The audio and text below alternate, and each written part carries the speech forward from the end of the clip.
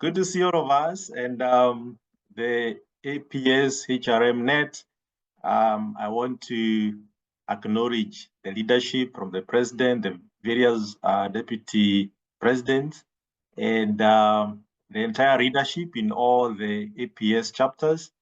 It is such an honor to speak to Africa today because I believe I'm speaking to continental team right now, and it's quite very an honoring opportunity. So my brief introduction, I think, has been done, and therefore I don't know to indulge in that.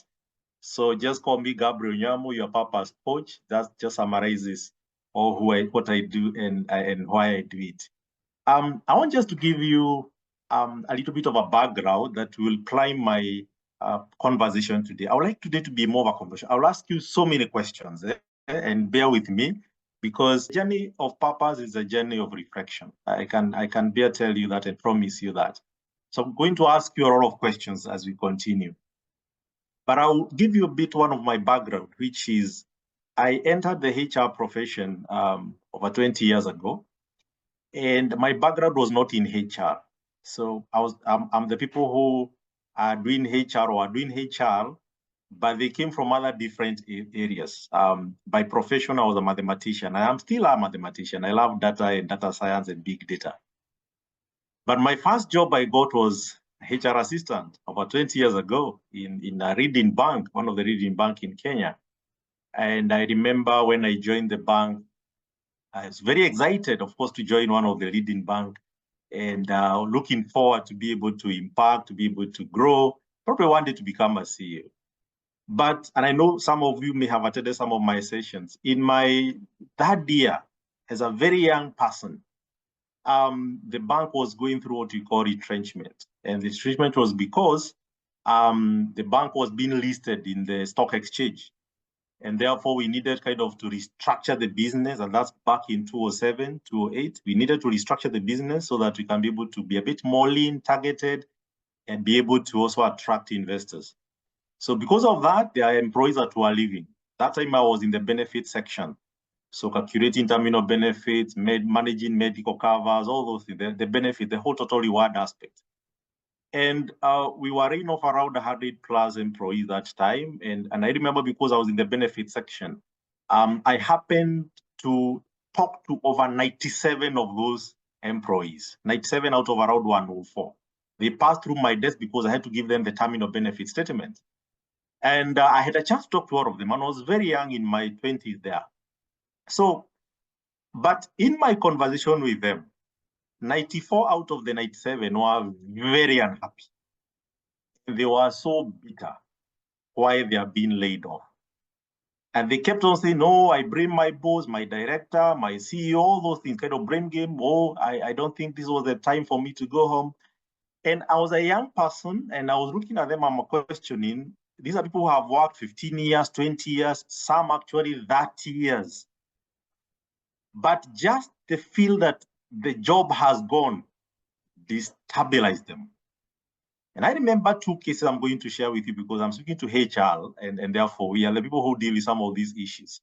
So one lady who had served for around 27 years, all the children had cleared school. Actually, most of them were working abroad in UK. No diapers for those who are still having young ones. These are somebody who didn't have any young child. All the children had gone abroad and were working abroad. So that means the children could actually support the mother and the father. And they were quite well up. They are landlords. They had taken mortgages in the bank and they had repaid it back, and they were fantastic stuff. They were investing and they didn't have any loan actually. I remember talking to that lady telling me, Gabriel, I know I have built my wealth here. I have cleared all my loans and at least financially I'm okay. But she mentioned one thing that threw me off. And she told me, my children are already working. We can live a good life, but deep within me, I still feel I'm going home empty. And for those who sometimes will ask me, how did you start this journey of purpose coaching? It started 20 years ago. And just that question when I was in my early 20s threw me off. Why? I also wanted to work hard, become a director, become a CEO, acquire wealth, have a big title, finish my PhD, all those things. And I thought I'll be happy. But this is somebody who had done all that and still they tell me they feel they are going home empty. And that thing didn't give me peace of mind for almost the next 3 years. And I started questioning, reflecting, asking, what is all about these things called work and life and jobs and qualifications and leadership, all these things that we pride on, and of course we are pursuing them every day. What's all about this? And I've just given you one case. I talked to 94 of them. When I do coaching, I usually give a lot of case studies and stories around that. And it shocked me that there's a lot of voidiness in the workplace. And the missing link is actually people have still not aligned their life and what they were created for. People will call it meaning, others will call it purpose, and we'll talk about that in my presentation. And that's when I started questioning. I said, I don't want to live and work that years. Then when I'm going back home or back to my investments, I feel empty. That means there's something I ought to have paid like a debt, and I have not paid the life debt. That's the background. And from me, that time, it has shaped my experience, and I started searching and seeking, and it has taken me quite a lot of time now for more than 20 years, even till when I went to start now doing what we call the formal structured purpose coaching. So that's a brief of my background, and I'm excited to share some of my experiences in this conversation. Allow me, because I think somebody can allow me to share my screen. I think I may need to be a co-host, kindly. Yeah. So I'll be sharing part of my experiences and also part of the things I have encountered in life in my HR practice, which I still practice for more than 19 years, even today, as much as now I'm in the consultancy space, but I still do a bit of HR, and I also lead my team within my various business. Thank you so much. I can now present. Right. Just in the spirit of checking, could you just confirm that you can see my screen, Doreen B? I just want to pick randomly. Can you see my screen? Yes. All right. Okay. All right. Thank you very much. Good. So my presentation today, and I'm going to take maybe around probably 40 minutes or thereabouts. So I'm going to run very fast, and because it's been recorded, you can play it back in your own time. Okay. So if you find me moving very fast, no worry. You can always play the recording later afterwards. So the conversation today is about purpose-led human resource. I know in the flyer it was written purpose-driven. Maybe in later subsequent engagement, I'm going to explain why I choose to use the word led instead of driven. I'll come maybe to explain that later. So my conversation to do revolve around 4 areas. I'll give you a global outlook of the things and the way things are happening globally, just to help us appreciate. It is very dangerous to live in a world that you don't understand. So I'll kind of try to cast for you what is happening. And some of the things, of course, are driving the purpose-led revolution. Then there's, in the organizations that we are serving, how do we link purpose, strategy, and the impact that we are producing? Whether in the public sector, because I know there are some that are here both in public, predominantly public service, but I know there are still some, I can see some few friends here also in the private space. So how do we link purpose, strategy, and impact? And I know there are those, we call them the 5 Ps: purpose, people, productivity, performance, and profit. Then how do we pivot as HR in terms of paradigm shift in our mindsets to become purpose-led HR? Those 3 I'm going to learn very fast. The last one is where I'm going to spend a bit of time, because you cannot achieve driving purpose for organization, driving purpose as a HR, if you yourself at a personal level, you may also have some struggles in your own purpose. Okay, so I'm going to spend more time in the last one, so bear with me when I run more very fast on the initial stages, but I'm going to pause where we start talking about things that are very personal, so that we can have a personal reflection as us as individuals now, not our organization, not about the companies and institutions that we run. I believe that every human being has a purpose, and this should impact people and planet, including the way even governments, institutions, companies, businesses are formed. They're usually channels to impact people and the planet. But it's not always obvious that that is the case. Not really. It is not always that is the case. And it's because beneath the human motivation, we have so many things that disrupt us to live this reality. And I'm going to talk about them along the way. So just to reflect on this, we have, in my own experience, I know James may have put this more better than myself. I have seen people transform and change their mind or their life based on three things. Transform based on three things. Number one, their mind gets opened up. So you screw your mind, and kind of because of that, you get a new reflection. And I hope some of us here came here just because you want a new mindset. But there are also those who change their life or their life get transformed after a heartbreak. It is very okay to go through a heartbreak. Sometimes that pain can push you back to align with your purpose.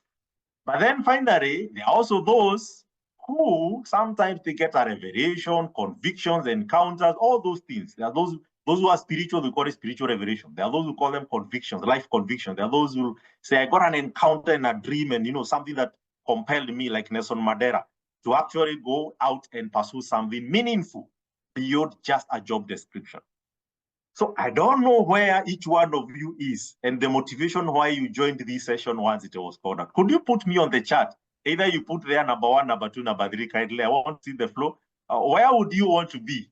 Would you want to have your life transformed and changed because of your mind, getting an illumination of your mind, enlightenment, or your heart being broken? I know many may shy away from that. Or just a bit of a certain, revelation or strong conviction built upon you. I want to see. Thank you so much, Carol. And you might say, thank you, Rebecca. Good. Let's engage. I said I want this to be more of a conversation. I will ask so many questions. Thank you so much. I can see some are saying all of the above. I can guess the system of education you went through. All right, good. Thank you so much. Okay, good. Any of these can work for you. There are some that have found their purpose through pain. Usually says pain can also be redemptive. You can go through pain and actually that directs you to purpose. There's a statement you usually make and say, pain is inevitable as long as you're a human being, but suffering from that pain is a product of choice. So you can go through pain as long as you're human. You can go through pain, sabotage, betrayal, all those things. But suffering from the pain, of course, will be a product of your choice. Let's move on. Good. Thank you so much for sharing. Now, I want you to relate with these, I call them grave ruins or miseries in the 21st century. We think we are civilized and we are becoming more modern. I know I am very passionate about talking about Industry 4.0, big data, artificial intelligence, and maybe we'll have other sessions talk about that. I'm very passionate about that space, and it's part of the things that I know I do on the technical side. But you know what? Even as much as we are embracing all these things, human civilization, these 9 things still continue haunting us. We have knowledge without conviction. A doctor will tell you stop smoking, but the same doctor is smoking. So does he lack knowledge? No.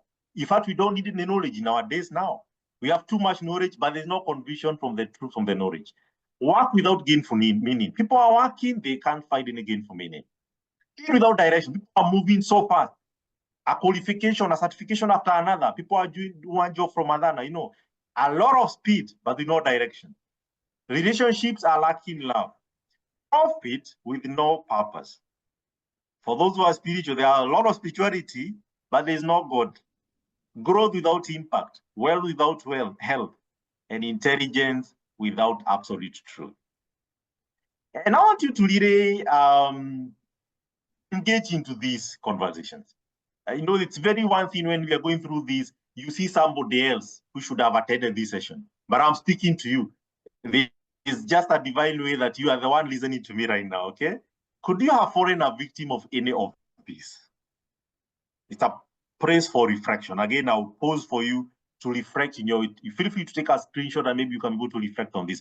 Could you have fallen a victim of any of this? And even the team we are reading, our employees in our organization, could they have already fallen a prey on any of these? Now, to make this comment is something that I love mentioning it, and I say this: a product of design. It's more of a statement but it carries a lot of weight, which will anchor how I'm going to share my conversation today. And the statement says that any product of design, meaning a created order, can only achieve its highest form. We call that potential, or the being, the human being. That being is what you can call the potential.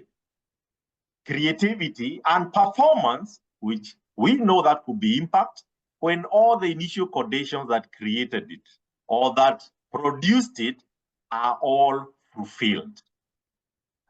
This is a question or a statement that I can take another 1 hour describing. So I don't have time for that, but I would like you to have that reflection.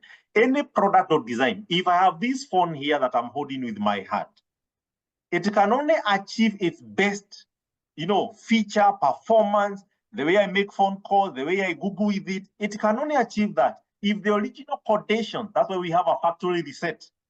Everything that is manufactured at a factory reset setting, where you can reset it back to the factory setting.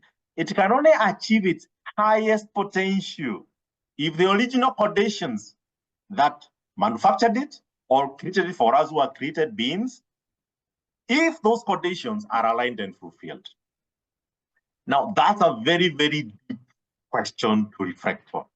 Now, we are here talking about employee productivity performance. Do you know what? I have seen a missing link. We sometimes think taking them for a certification will make them more produce. Doing thank God is a Friday TGIFs, taking them in town halls, giving them new orthopedic seats. You think that will still optimize their potential? I have found it not truly the case. You can actually do all those investments, but actually performance will still be a problem. Why? The initial conditions that the employees themselves, who are human beings, if the initial condition for them is not fulfilled, and we were all created, designed for a purpose, if that is not fulfilled, you will never achieve the highest potential. I think I need a whole workshop to talk about. Maybe for now, it's just to trigger some consciousness in you. Now, every human being struggles with the 5 things. And the 5 things here is, who am I? Where did I come from? Where am I? Why was I born? And what am I here on earth to do? And finally, of course, what do I owe creation? The future generation, what do I owe them once I live no more? These are millennial questions. Now, another question for you here, and bear with me as I said, as I described, I will ask you more than 100 questions probably. What will creation miss if you are never born? What will creation miss if you are never born? Assume you never existed in the peace of eternity. What will creation ever miss? And I would like you to take this mindset in our work. It will throw you off in terms of prioritizing why we do what we do. We are not holding jobs. That's so transactional. In fact, when I ask people, who are you? Then they tell me, I am a HR. I tell them, you have already got it wrong. You are not a HR. HR is what you do. That is not who you are. And we have allowed people to be formed and shaped and be defined by their career. The career and you are 2 different things. But until you're able to hack into that liberation, on that understanding, that conviction of who really you are and why you are here on earth for, and even the people that we are leading, why are they there? Until you reach that level of understanding, comprehension, and liberation, we will never have a leverage in the workplace. I hope I'm speaking to somebody. Kindly show me love. I think that was the introduction from our host here, Victoria. Kindly show me love. If at all you're following me. All right. Thank you very much. Thank you for the thumbs up and the emojis. Good. Let's continue. If you are to write your account of life for the next 300 years, so I want to take you up, what you call time travel. Go 300 years to come. Write your journal of somebody called Victoria and James who lived. What would you write? Would you say he was a HR in a certain company, in a certain institution, in a certain parastatal? I don't think it may even appear. Even when we hear about Nelson Mandela, for example, we don't necessarily care about that he was a president. We only remember the meaningful pursuit he made, the fight against apartheid, not the title he had of a president. He don't even need to be a president to fight for the apartheid. So to remember, so write for yourself, 300 years to come, will history even recognize you ever existed? When you start thinking about these things, you take your life more seriously. How will your life transcend into the future? And what fruit in terms of signature are you writing here as a future timeline? I know these are difficult questions, but allow me to share a Bible verse that I love most. And this Bible verse is in the book of Acts that says this. And even if you don't have to, comprehend everything about the Bible, no, I'm very cognizant that we have different faiths here. But let's take this scripture here. It says, David, after he had served the purpose of God in his own generation, he fell asleep. I want you to take several takeaways here, just so you can take principles from any manual, any book that you read. Number one, it was God's purpose. It was not his own purpose. It was God's purpose. Number two, it was a service to his generation. Number three, it was for that age. There's a reason why you are born in 21st century. You are not born in the 19th century.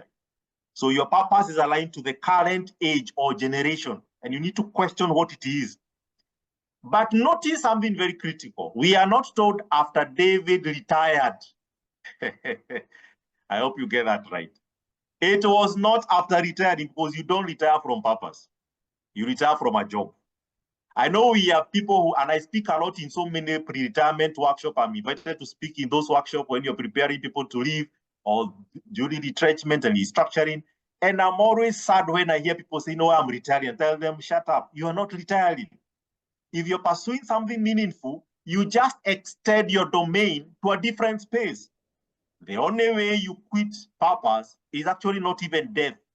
Because even after you die, you leave a movement that outlives you. So you don't die at all.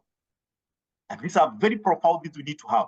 When we are preparing people for retire, we are actually setting them up for failure. And that's why we have so many cases after people get to retire, 60 years, 55 years, depending on your jurisdiction, they actually don't survive for long, especially people who are in the white-collar jobs. And this is because God never created a job. It's man. Job is man-made. God created work. That's a whole again workshop. There's a difference between a job and work. Those are two different things. You only get fired or retire from a job, not from your purpose. So I don't care whether you fire me. I can leave from one employer to another. You cannot fire me from my purpose, but you can fire me from a job, and that's security. And a job is mostly for survival, to pay bills, while work is for impact, where you're impacting a redemptively impacting people and the planet. So I hope, particularly in conversation, in the actual coaching, of course, we can go and start peeling the onion. Very, very depth of practical application of all this. And it took me almost 5 years to actually be able to comprehend this and also come out of that cocoon of, I'm not in a job. I'm in a redemptive work that should be impacting people and also the spaces of the planet in which I serve. Let me give you a group outlook now, because there are those, of course, who love empirical evidence, and we do a lot of research about purpose.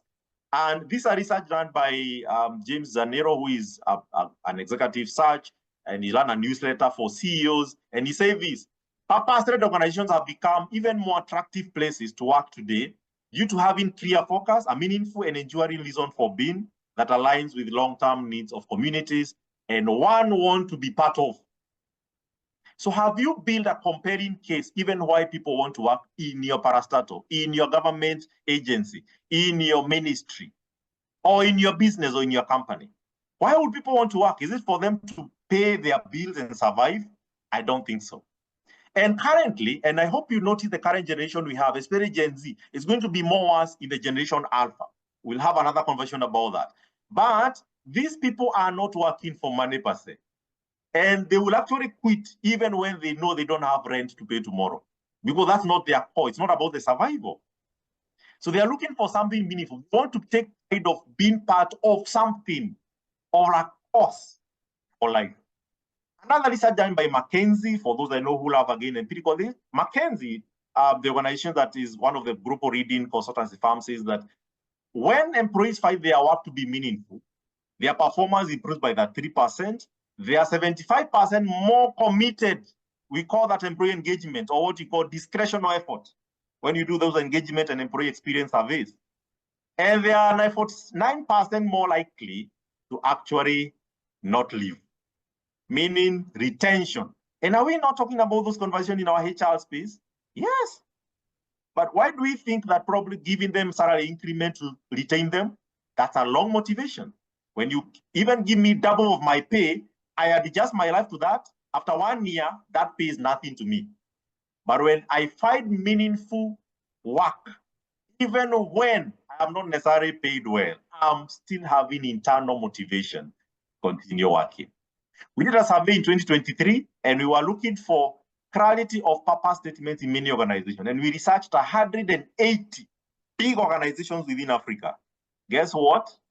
Only 12% of these organizations, they were both private and public, only 12% of them had a clear purpose statement in their blueprint. Most of them only had a mission and a vision. There was no clarity on purpose. So why would I want to work with you then? Question again to reflect. Harvard, I've got to talk about some other research done by Harvard. 85% of workers worldwide are unhappy. I think these are statistics we have already quoted from Gallup News. 50% of the current institutions are training for work for jobs that don't exist. Imagine people are doing degrees for jobs that don't exist in future. AI, big data, all those things are actually replacing the human transactional side, not purpose. Organizations are moving from profit for purpose. And HBR, for again those who love empirical research, in 2022 they released this article. I think it was around February there, and they said this: the next big revolution in the marketplace, especially around the C-level. C-level is the CEO, CFO, those titles. And they said it was going to be Chief Purpose Officer. That was one of the jobs they were saying they see is going to take up the C-suite level. This is HBR. You can look for that, search for this article and read about it. You're going to see the perspective on that. Again, a question about purpose. Question is, for us, where we are and where we are reading, how are we conscious about this space? Or is this just a passing cloud? People are talking about it, but how are we inculcating it and integrating it within our HR leadership? And how is it even for us as individuals, as Gabriel, as Victoria, as Diana, who is listening to me right now? That's a question for us to ponder. The case study I was trying to lead here from Singapore, where they did a purpose in action in 2022 when they were mobilizing civil service in a campaign they were calling reduction movement. They were calling a reduction movement. And it was to reduce and what we call remove the unnecessary work. I don't know whether you guys have done some follow-up on some research that was done. I can't remember that organization, where they were trying to do the research on the percentage of the work that people do that is actually meaningful. And they discover actually more than 80+% of much of the work that people do actually should be given to a robot or an AI. Because the work that should be meaningful is work that I need to think, for example, thinking, building relationships, connections, those things. And AI will not take over any of that. When you even start journaling yourself, for example, you have a job where somebody has to look at a document, stamp on it, those things are not meaningful. And there's something we call transferable skills. If tomorrow you retire, and in purpose, we don't use that word anywhere. If tomorrow you exit and you are no longer working, the things you're doing currently in your employment, will you have a place you can continue doing them? That's what we call transferable skills. If I'm stamping things in the office, will I continue doing that? If I'm signing checks, will I continue doing that if I leave? If I don't, that is not meaningful. And I want us to reflect, go and structure the work that we have given, the job description that we have given our employees. What percentage of it is meaningful? Because it's part of the work we need to re-engineer work for aligning people to actually pursue things that matters most, not the things that we can give to AI, to robots, and to maybe automate through technology. So let's talk about linkage between purpose. I know there's somebody who tried to, I think, draw something on the screen. I hope it's not distracting you. A question for us now, generation. I want to run a bit fast so that I spend more time on the last slide, as I mentioned I want to spend more time on. Why do organizations exist? Number two, Which is the important organizational metric? If you were to give me only one metric that is so important to your organization, which one would it be and why? And if you give me, I'll ask you two questions: why and so what? So you tell me, oh, we want to increase connection for electricity in the rural area. If you're working in the Ministry of Energy, so you want to have connection. So the percentage of community that is connected to power, the national grid. So I'll ask you two questions: why and so what? Then I'll repeat the same two questions: why, so what? By the time you reach the third level, you'll actually struggle with answering that question. So go and ask your director, go and ask your CEO, go and ask your president this particular question. And then after they give you, ask them why that measure and so what. Then repeat that 3 times. You see the voidiness we have most of the times in this space. Have you integrated the purpose metrics in your employee engagement and experience survey that we do every year or every 2 years? And what do I mean by this? We have metrics, like, for example, this is what you call individual purpose alignment index. This organizational purpose index, literally. Are those two metrics in your employee experience survey, apart from employee satisfaction and the other engagement metrics? This is a test or a litmus test to test whether we are more conscious or intentional in terms of how we lead with a purpose. And come to the coaching. Has the organization embraced purpose-led coaching and leadership, literally, and their mindset and perspectives around it? I'll give you my experience in this space. I know right now coaching is a hype in the market. Everybody wants to be a certified coach everywhere, and there are so many people. Everybody has become a coach. But you know what? You find the same people who are coaching, they are also struggling with the fundamental principles they are teaching others. So you find a financial coach who is himself or herself struggling in debt, but they will coach you how to be financially free. Because remember, in the initial opening remarks, I said we have knowledge without convictions.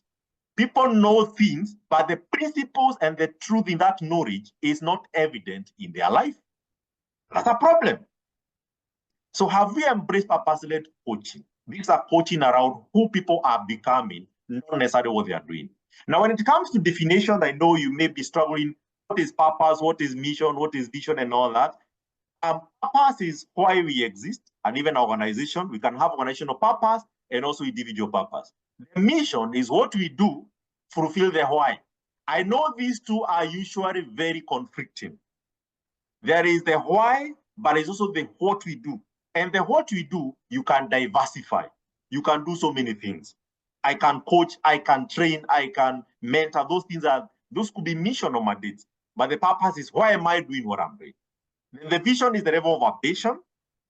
Then what do I see the future in terms of my personal ambition or my organizational ambition? Maybe in the next 5 years, 3 years, or 10 years. The values, of course, are the convictions, behaviors, and the mindset that, of course, shapes our culture.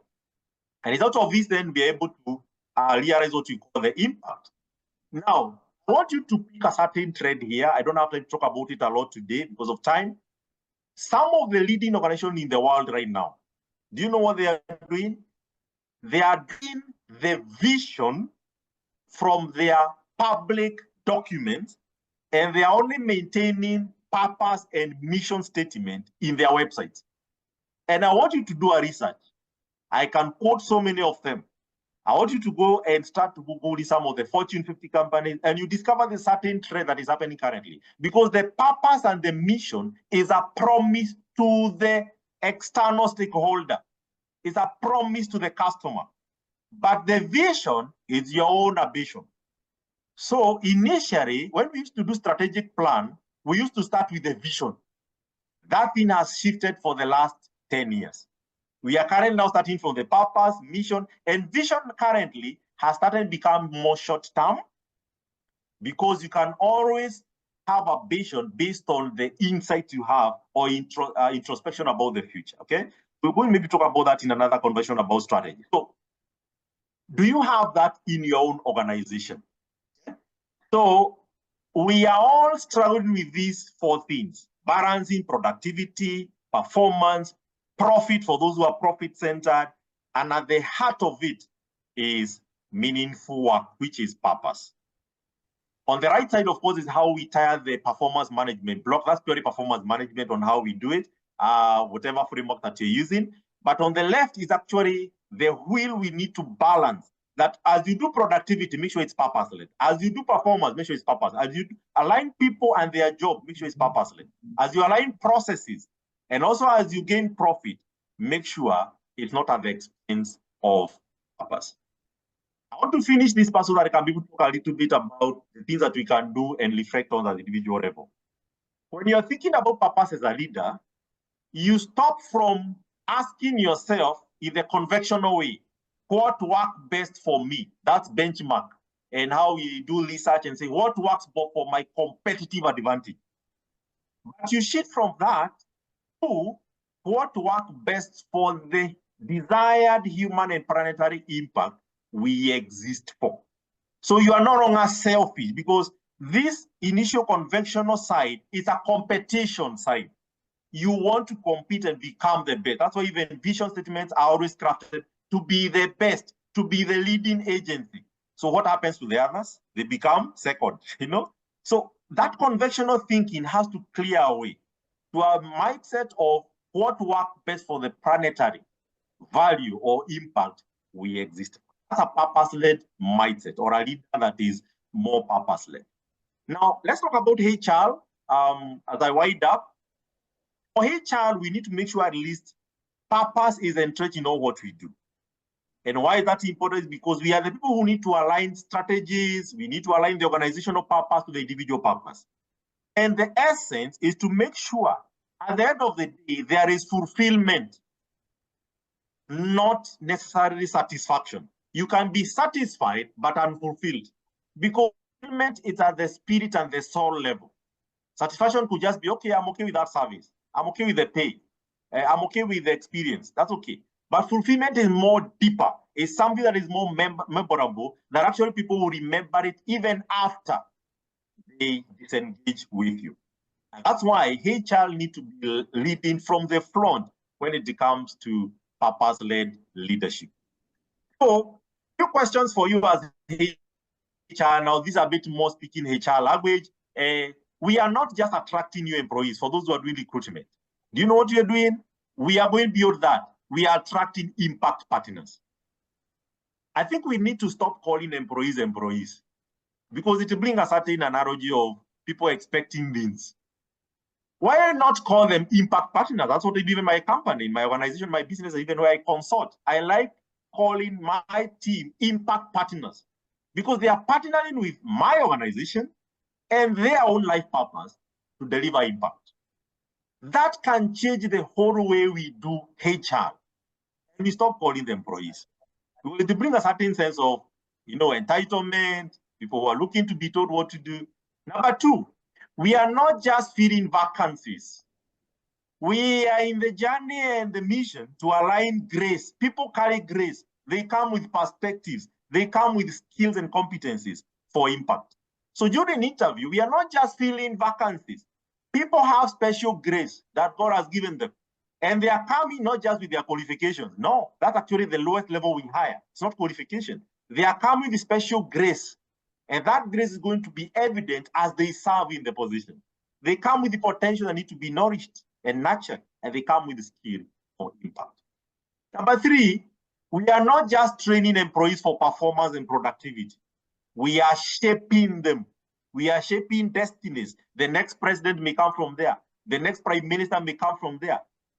I love our certain mindset that used to be one of the leading company in the world back then, 20 years ago. One of the companies that people desired to work on with was what we call General Electric, GE. I don't know, some of us may have worked with them. But I remember in mid-20s, there's a statement they used to make if you talk with most of their HR people. They used to say, we hire and develop talent for the market.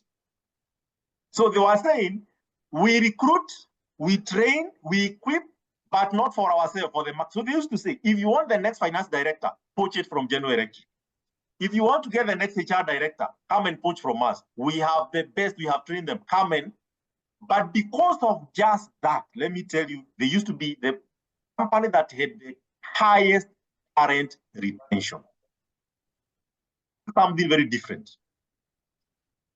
You are not just onboarding headcounts.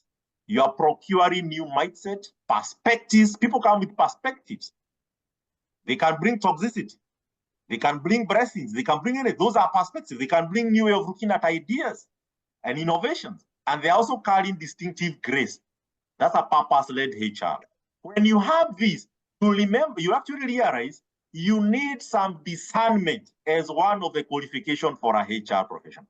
I hope James, Vice President, Honorable, and our President, I hope maybe we'll add in our HR skill set discernment, because you sometimes can hire the wrong people just because you lack discernment and the right judgment on who you are attracting in the organization. And they end up becoming toxic or probably not good leaders. You cannot promote them. They cannot even fit in your succession plan, because you lack probably some discernment in the beginning. Those are just things to kind of, reflect on ourselves.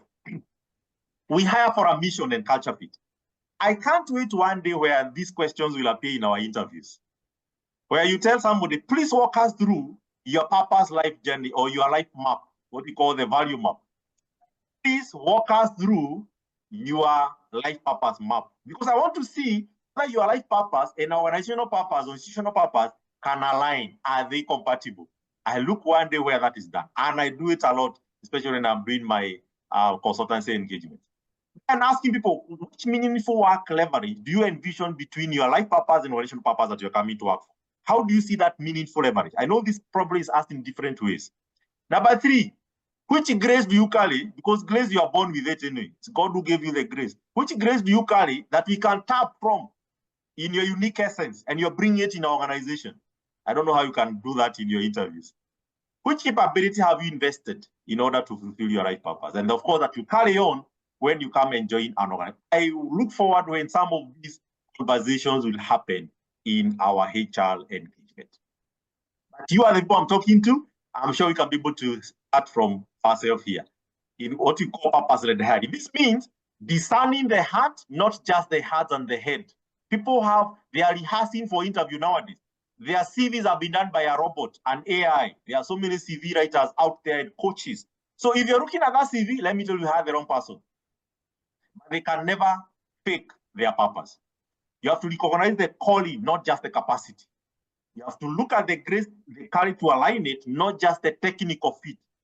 You may need to hire those sent for the harvest, meaning that which they are coming to fulfill, so that when they fulfill their purpose, they are also fulfilling the organizational purpose.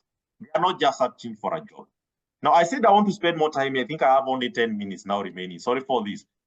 Let me now go to the individual level. I've talked about the global trends, the organizational purpose. Let's talk about now the individual purpose, because you cannot do all this, and I will not be justice to you if I don't then talk about the individual right purpose and how probably some things that you can do to be able to start reflecting on your individual right purpose. I want to say one thing here. Human being is driven by 3 motivations most of the time. And you can summarize and collapse all of them into these 3. Number 1 is the desire, have something, acquire a title. I want to be called a professor. I want to be called a president. I want to acquire a title, MD, managing director. I want to buy property, acquire. It's an outer life kind of motivation. But there's another one which we call execution or doing. Doing is where I want to complete projects. I want to execute things. I want to fulfill this project, execute it. So there's a certain drive to complete things. That means doing things. But there's another one which we call the higher dimension, which we call the being, which makes us call human being. But we don't have enough orientation to life when we are growing up. And by the nature and the systems that are there in the world, they deny us to actually focus on the being in the human. We more focus on the outer life and the executing and the doing things. Rarely do we focus on the being. What is the being, the becoming? Who are you becoming? This has nothing to do with the profession. In fact, profession is a box that you put yourself into. That's not you. So we have to start from there, challenging in terms of what is the motivation of our life. Is it just acquiring things, doing things, or the being? And purpose has to do with who we are becoming. You become that which you live for. Nelson Mandela did not do apartheid, fight about apartheid. He became the revolutionary freedom. he became the redemption for the South Africans. You become that which you are fighting for. That means there was no difference between the freedom and Nelson Mandela. That is his other name, second name, okay? That's the way the being should be. So the confusion should consume you to become something. But apparently, that's what we are lacking in the marketplace. It's because of these lambs again. The outer limb of any engagement is survival. And I think James, our vice president, mentioned here in the beginning, most of us even joined HR, joined our professions because of the drive to earn a living. Earn a living. Now the question is, survival is the nature for any living organism, literally. Meaning, even other living things, they survive literally. Is that really how we can reduce humanity? No, not at all. Even the antelope in the savannah is surviving not to be eaten by the lion. That's survival. The lion is trying to fight hard not to sleep hungry and die in extinction. Are you telling me human beings are in that limb? Not at all. Apparently, more than 90% of employees in the marketplace today, they are working for survival, earn a living, buy a house, educate your children, they go to good schools. So what and what next? Then when you're 60 years, you discover I was living for myself. Okay, that's survival still. If you come out of that prison, you go to another one we call engagement. Engagement is where HR love doing most, productivity and performance. But you know what? You can have productivity without meaning. I can produce results. This is what you call result-based. Result-based monitoring and evaluation, result-based performance, result-based, talent acquisition, result-based anything. Sometimes we chase results and forget we are also human beings. There's something higher than that. And that's what you call redemptive impact. Where there's fulfillment, there is legacy, and there's well-being, not necessarily wellness. There's a difference between wellness and well-being. Well-being is fulfilled in the redemptive impact edge. I know I don't have a lot of time to unpack this, probably. It's something I unpacked for almost 10 weeks during the coaching series that we do. In the purpose space, because we may struggle, I think, with this again in terms of concept, with what we call the universal purpose. This is purpose for everything in the whole world, even viruses, even COVID by itself probably may have a purpose. We don't know. Microorganisms, rocks, rivers, mountains, everything that is created has a purpose.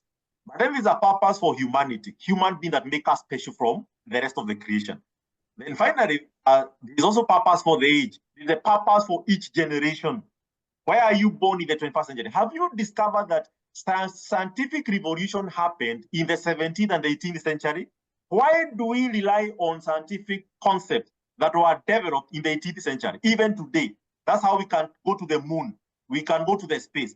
That knowledge came in 18th century. And there were so many scientists who are like, that is the age. Right now, we have a new revolution of new knowledge. Question is, are you conscious about the needs of the current age we are living in? Because your purpose as an individual is attached to the current age, not the future age and not the past age. And therefore, lastly, we our own individual life purpose. You don't have to be spiritual to understand this. I interact with people who are atheists, who are spiritual, who are not Scientologists, people who are scientists, and these are conversations you can be able to engage at any level as long as you're talking to a human being. Okay? You need to move from struggle, survival, success to significance. I don't think I have time to talk about that. Now, there are 6 C's. I usually call them the 6 C's of a purpose-led leader. I won't unpack them for now. Number 1 is to elevate your consciousness on the needs that you need to address in the society right now. Because your purpose is attached to someone else's need. I think I did a YouTube, and you can follow me in the YouTube channel, Gabriel, Nyamu, your purpose coach. I did a YouTube channel saying, your life is not a private affair. You know why? Your needs is someone else's mission. If I have a dental issue, my tooth is aching, and I keep it to myself, and nobody knows I'm having a toothache, will that dentist have it in a room to go and do research to advance dentistry and practice dentist as a profession? It is because of the need I have that somebody else that become there. If I am not heartbroken, where will counselors find their job to do? If I keep it to myself, I am heartbroken, I'm going through a certain bad, difficult situation, and I keep it to myself as private. You know what? you are denying someone else whose that is their calling and that is their mission. I hope you see that. I may not have a lot of it to get into that details. The needs of other people are actually your connection in terms of your life purpose, not for yourself. But then you have to have the convictions. You shape your concept of life beyond survival. You also have the courage to confront it because it's not comfortable. I remember when I left employment, almost now, is it 11 years, I think 12 years ago, when I left employment, it was a very easy job to do. To leave employment where you are, a head of departments, you have a lot of benefits, you have all these things, to go and pursue your life purpose is not a very easy thing. You have to have the courage to do it. Then you have to build a competency and craftsmanship to design the redemptive solution. Finally, you have to do this in a community. And I appreciate the APS-HRMNET because you're building for us a community here. Purpose can only coexist within these 6 C's of a purpose letter. It's a book actually I have written, which maybe I'm going to share later in terms of how you may interact with this, in terms of the purpose-led leader. Why is a sense of purpose important? One is because it's an obedience, it's an instruction that you're obeying, your gifts are aligned, you are able to avoid wasteful investment. You don't have to do another MBA, another PhD, another degree, another certification. Many people are doing that and they still find voidness at the end of the day. I think I need to wind up now. So there's all benefits to be able to live a life that has a sense of purpose, okay? So it's also one way. Research was done during COVID. Only purpose-led professions and organizations were able to build resilience during pandemic time because you are living for a higher cause. And that's something, of course, everyone needs to live by. Now, you may be asking me this. How do I then calibrate my individual life purpose? If you can answer these 5 questions, you actually almost 50% way into having your purpose right. Number 1, the conviction of needs in people and the planet, which calls for a redemptive action, and you are the one to do it. We call that the need. Number 2, who do you impact? We call that the niche. Number 3, how do you impact them? That we call that mandate. Number 4, how do they change themselves now, not you? How do them themselves change and transform? We call that your impact model. And number 5 is how do I multiply and sustain the same impact across generations? We build a legacy. And as you do this, you're doing it in the line of who you are becoming, not what you're doing. I don't really have a lot of time to get into this, but we call this purpose map. I know people do what you call vision board. I'll give you a warning. If you do a vision board without a purpose map first, you will be building a house in a wrong foundation, because if the direction is wrong, speed does not give you a competitive advantage. Many people are rushing at speed in the wrong direction. What gives you solid foundation and direction is your life purpose. When now you build your vision board on top of this, you have a very solid, what you call life blueprint as an individual. Fulfillment will be a default output at the end of the day. We usually give a warning in purpose coaching: never diversify before you converge. We call the singularity of life. Never try to diversify before you converge. There are 10 steps you can use to do your purpose map. We'll do this in another stage. Something, of course, we do in the formal structured coaching conversation. So ask yourself the following question. I'm winding up now in the next 3 minutes or so. Which things need to stop because you live? So take a pen and, book somewhere and ask yourself, which things in my life, in my age, need to stop because I live today? This thing cannot happen. Like Nelson Mandela saying, I cannot start to see apartheid when I'm also living. Those two cannot live at the same time, In your own space, which things must stop because you exist, because you live? Which things must continue through you, and which things must start with you? These are very redemptive way of thinking, because you stop now talking about what is in it for me. You start talking about what is in it from me, by me, through me. And that's the mindset of a purpose-led professional. As you do this, remember, you need your faith, family, fitness, flex, and finances live a balanced life at the end, because life is a holistic wheel which you have to balance all the things. So these are a few mindsets. You can take a screenshot maybe for your introspection later. Some of the things, of course, you need to stop a victim mindset to go into a dominion mindset. You need to move from survival to thrive. You need to move from rigid to what you call open-minded perspective. Maybe you let me know in your space as a part of feedback, which is one thing you'll do differently as a leader after this session. Kindly put for me in the chat. One thing you'll do differently as a leader because of this session. I'll be glad to get that feedback. It will be helpful for me just to know there's something that is of impact. Remember, I say 3 things. Either your mind can be opened, your heart can be broken, or you may get a revelation or a spiritual moment to be able to get to conceive something that is bigger than your job.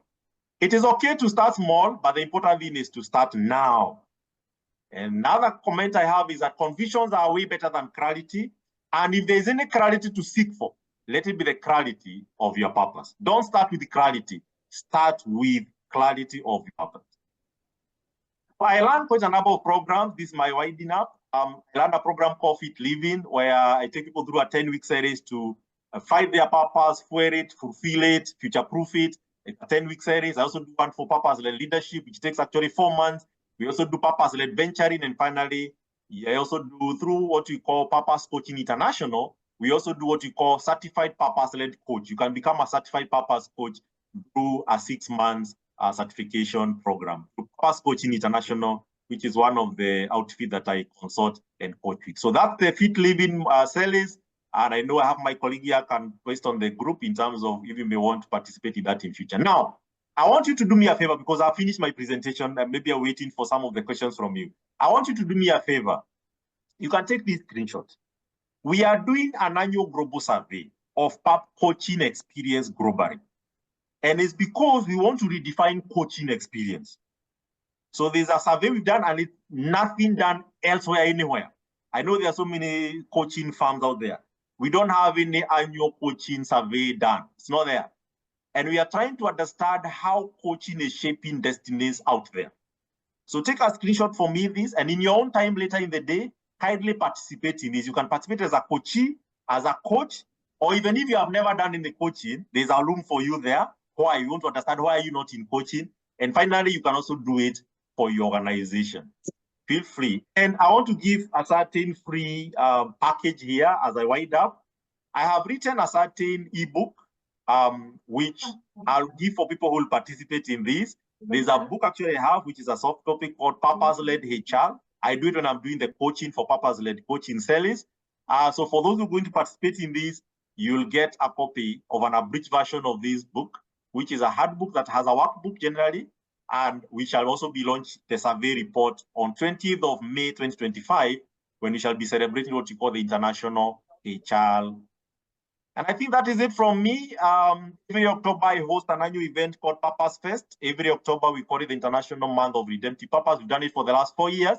And the 12th of October is usually an International Day of Redemptive Purpose, where we celebrate and recognize purpose-led leaders in the whole world. Be my guest, and of course, we can be able to share more details out of this. I want to give you a discharge or a kind of a marching order that blessed are they who read, hear, and take to heart what we have done today. Thank you so much. Taken around 9 minutes, I think, beyond your time. Apologies for that. And I hope that this was not provoking. Happy to continue this engagement. I know you may have seen this very high-packed, but maybe in subsequent series, we could do a whole series on this purpose-led living and try to unpack some of the concepts that I have left at a very high level so that we can empower you. We know when we empower HR, you're also going to go empower your leaders and the employees and the communities you serve. Thank you so much, and God bless you. Back to Victoria, our host. Thank you very much, Gabriel. That was very impactful and insightful, and we really enjoyed that and our purpose. So I've seen so many reactions online. We cannot thank you enough for doing that back to back for I think over 45 minutes, but it has been very interesting and engaging as well. May I now take time to invite our Vice President East Africa, Ms. Florence. She has just a good role of moderating your questions. We have run, we still have 10 minutes before we close. Karibu, Florence. Thank you. Thank you very much, Victoria. Good afternoon, everyone. Greetings from Nairobi. Gabriel, thank you very much for that very insightful presentation. Yes, good afternoon. Yes, thank you very much. And I think all of us, this is a personal reflection. What kind of impact am I creating? Am I surviving? Or I'm creating impact, not just for performance and productivity. We are talking about grace, redemptive grace. And as Gabriel, you are presenting, Gabriel is my good friend. I think we are together in Arusha. But what our participants don't know, Gabriel has not been in Kenya for a very long time. He's currently in India. Sorry to mention this and to intrude into your privacy, Gabriel. I think that as soon as we left Arusha, Gabriel has been away managing her sick daughter, the firstborn. And thank you so much for accepting to come for this forum. It's always a pleasure to hear you, Gabriel. So my task this afternoon, Africa, is we engage in a Q&A session. What are the things that, or the queries that you'd want our presenter today to maybe clarify? Of course, that was quite voluminous, Gabriel. We may need quite a number of series. And as one of us, as one of the HR practitioners, that is the mathematician turned HR, we might, I think we'll benefit a lot from having more engagements so that each one of us can actually find their purpose in life. We are not just managing payroll, managing people, yes, counseling people, but are we really creating impact? Okay.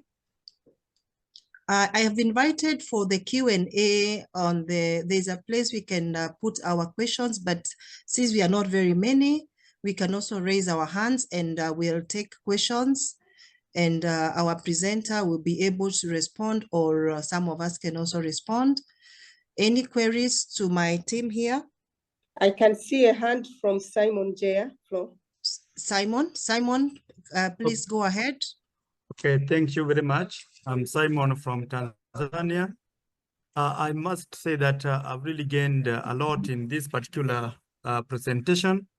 And I've realized that when he said that our termination or the end of employment does not become the end of our purpose. And in fact, it gave me some clicked in my mind, and it gave me a lot of thought. And there's a statement, he said, if what you are doing, you cannot continue it, then you should look on how better, maybe what you can incorporate so that what you are doing can be part and parcel of continuity after event retirement or something like that. That was very important to me. But at the same time, it talked about the grace. But I was trying to link it to the grace of God. I think that whatever we are doing is by the grace of God that we are serving the humanity. But of course, the presentation was very wonderful. What I was trying to ask myself, whether we are going to be able to get the presentation through our emails, both recorded and this particular, because it is extremely very important. And in fact, if we get it and try to go through it, we'll internalize, and it will try to make us to see on how better we can become better human resource managers, other than being just I don't know whether conventional or maybe just the traditional kind of things very much. That's what I wanted to contribute. In fact, I'm in the Ministry of Health. That's where we are working. Thanks very much. Thank you very much, Mr. Simon. Yes. It's actually, this is a self-reflection for all of us. What is the impact I am creating in the space that God has given me to serve? Yes. And I believe the program that Gabriel, you're doing for the purpose-driven, to become a purpose-driven coach, can help most of us as human resource practitioners, managers, managing people who have quite a lot of needs, how to manage ourselves better. Okay. So thank you, Minister Simon, for that comment from TZ. Beatrice, you can take the floor, then Moses is going to follow.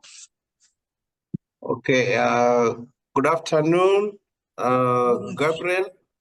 My name is Drati Georgia Liga. I am with Alon Bitres. We are attending from the same organization. This is Obongi District Local Government, one of the districts in northern Uganda. Gabriel, thank you so much for this presentation. Actually, I see a lot of philosophy and psychology in your presentation, included in human resource management. The question of what is my purpose in employment as an individual, and then what impact can I create is very, very instrumental. And my first request is let this kind of engagement be frequent on a number of topics.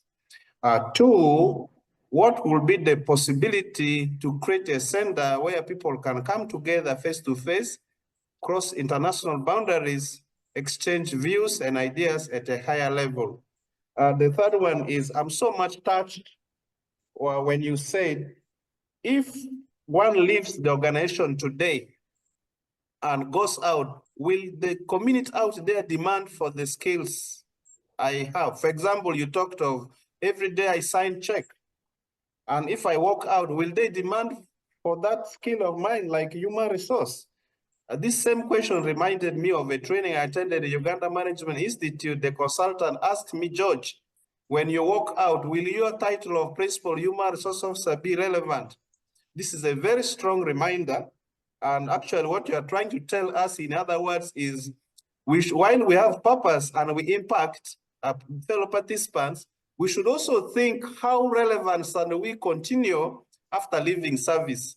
And you have even energized us that we don't retire, but we leave service. The message I've got here is we leave work because of age limit probably, but when we go out, we must continue remaining relevant because we should continue remaining role models because we are public servants. And lastly, how do we get in touch with you so that eventually some of us could be doing the same and getting more face-to-face skills and getting more into these consultants? Thank you very much. Thank you very much, Simon and Beatrice. I think, Gabriel, there is a mouthful there to just respond. And if you can make a comment on anything that, I mean, what Simon brought about, please proceed. All right. Thank you, Florence, and thank you, Simon, too, and the rest of the people who have asked you or made some few comments. Yes, I think there's an awakening that has to happen fast, because you may notice things don't just happen. We are not where we are in the world just by accident. The work patterns, the structure of the workplace currently, I can for sure tell, even from a lot of reliable research, was designed for what we are seeing. When we hear people saying 85% of employees are unhappy, they wake up every day to do things they hate, but they have to do it anyway because they have to pay bills. It is not just an accident. And it's because even our education system do not orient us to who we are early enough. So we wait until we have worked for an organization, either maybe we have heartbroken or we have burned our fingers, and out of it, maybe that pain takes you to the direction of your purpose. It's a very unfortunate way, because what if we could have started doing this when we were still young? I keep speaking, I have my young ones who I'm taking care of with here in India. I'm currently in India right now in Chennai. And even when I go to that young one who is 10 years old here, one of the things she can tell you is her purpose, literally. She said, I have to get here to serve my purpose, you know. And there's something that you can do even for very young ones. You may think that they don't understand, but there's an attachment they have to the humanity and the age they are living with, which they have a need they need to address. But if you nurture them when they are still young in high school, when they are going to choose, some of us, we chose careers because a certain board somewhere sat down and chose for me to go and do a certain degree. They didn't even know me. They only were going through the computer and shortlisted and say, so and so have done this geography and all that, go and do medicine. You know, some of us are already in the long, they are already misplaced.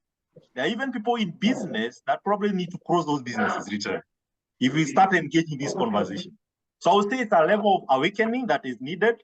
And when you do it in a very, you know, we should say fortune is for the seekers. If you keep searching, And then you go beyond the knowledge. You go to the conviction layer. Don't just know something. Ask yourself, is there truth in the knowledge that should convict me so that I can become a better version? When you start doing that, you start connecting to people's needs, and that's how you find your purpose. So yes, I think my colleague had shared, I have a colleague here who had shared I think some links there. I can also post my number if you want to reach out to me directly. I'm in the APS-HRMNET, I think one of the groups, WhatsApp group also I'm somewhere, though I may not be very vocal. So you can also reach out to me directly, not a problem. And I look forward, invite me in your groups, in your clubs, in your golf clubs, in your churches, in your organizations. We can come and have those conversations and be able to unpack some of the things I've shared here at a very high level. Thank you so much. Thank you, Gabriel. I'm informed that we are now coming to the end of our time. If there are any other queries, kindly post them, and we are also we are going to continue engaging. If you're not a member of the WhatsApp group in Africa, APS, please join us so that we continue engaging further beyond today. And I'm sure we need more sessions, Gabriel, because each one of us honestly need to have a self-talk. No, if we are gonna be happy with what we are doing. Our HR role is not just, I believe we are the ones tasked with the most delicate role, but it ought to be very fulfilling as we deliver our, not only just productivity and whatever we are delivering, but we are imparting life. I always say where I'm seated, this is my pulpit, okay? And I want to believe that is the way others feel here, since we all understand ourselves. Thank you very much, Victoria, our Executive Secretary. I want to take this opportunity to thank all of us from the different countries in Africa for creating time to come and have this kind of a conversation with Gabriel in a very special way. Gabriel, we want to thank you very much for creating time to be with APS. You have actually been a moderator for our presenter in most of our conferences. Thank you so much. And member of the EXCO, distinguished facilitators, participants, and colleagues. My name is Ananias. I'm from Namibia. As we are coming to an end of our session, I want to extend my sincere gratitude to all of you for your active participation and dedication.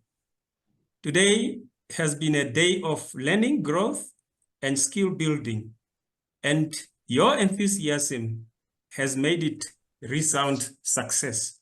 To our facilitators, your expert passions and engaging teaching approaches have made the cornerstone of this talk session. Thank you for sharing your knowledge and guiding us through learning journey. Your effort have equipped us with a valuable skill and insight that we can apply in our roles. To our participants, your commitment to learning and active involvement has enriched this session. Thank you for your thoughtful question, collaborative spirit, and the willingness to improve. To our organizers and support staff, your careful planning and seamless execution have ensured today's talk session runs smoothly. Thank you for your hard work and dedication behind the scene. Your efforts are deeply appreciated.